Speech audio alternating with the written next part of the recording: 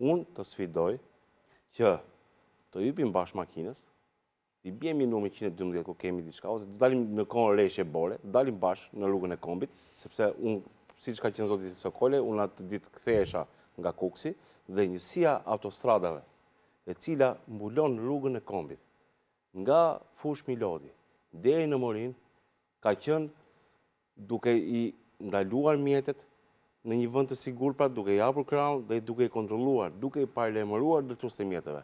Për këtë gjë, Kjo ka ndodhur mbasi është lajmëruar aksidenti i parë me 20 mjete. Jo, nuk është çështje me ty. Të lutem, ne jemi 7 ditë të javës, 24 orë në punë.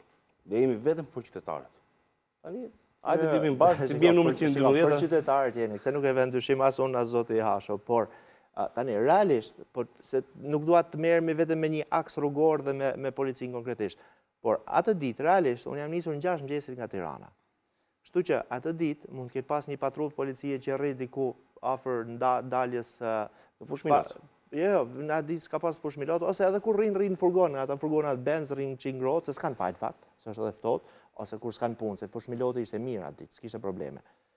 Po, derisa unë kam kaluar tunelin, as bor pastruese për të ardhur për të hedhur krip, se nuk ishte në fillimisht nuk ishte nga rep se aq shumë nevojë për bor pastruese përveç kripës, nuk ishte.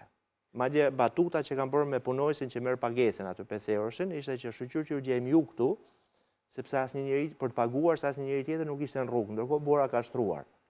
Dhe ndërkohë ishin nis bor pastrueset. Por ma tan tunelit, nga pjesa e Kalimashit, nga pjesa Oroshit te ku kishte bor, andaj nuk kishte bor, çuditërisht, te kishte bor, kishte shtruar. Por, domethënë patrullë që të ndalonte makinat t'i kontrollonte për goma dimri dhe për zinxhir, nuk kishte, absolutisht jo.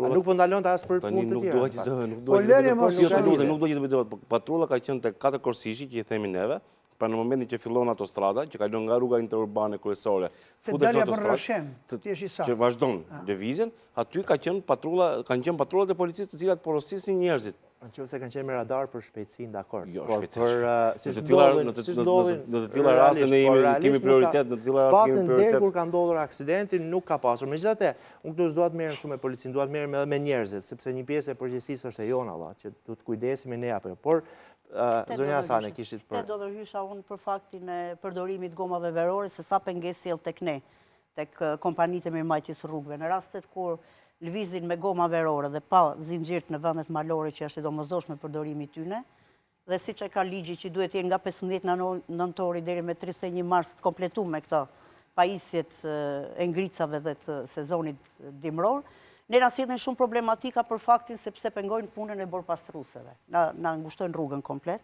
pengojnë punën e borpastruesve, bllokojnë rrugën dhe për aq kohë sa ato bllokojnë rrugën, ne aty na krijohet një akull, saqë në kohën kur vjen borpastruesja për me shkri akullin, do të ketë një farë periudhe të bllokimit, që i thona ne, bllokimit rrugëve dhe jepet ai alarmi që rruga u blloku.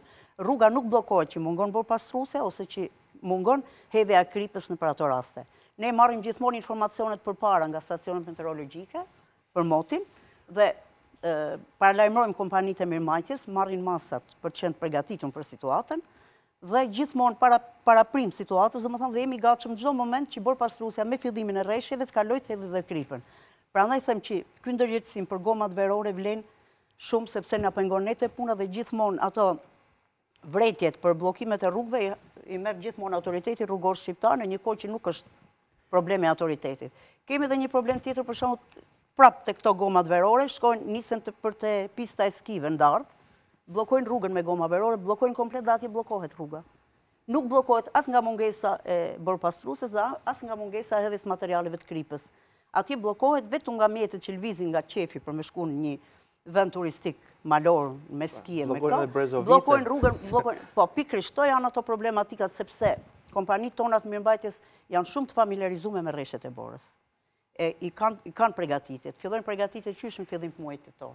Dhe pavarësisht sepse sezoni dimror fillon nga 15 nëntori deri me 31 mars, ajo emergjenca zyrtare që ne themi, ne na ka qelluar që bjen borë edhe në prill, na ka qelluar edhe në maj vjet me rabor, ose ka qelluar edhe në tetor dhe prap kompanitë i kena të kompletuar, sepse janë kompani që janë specializuar për mirëmbajtjen e periudhës dimrore.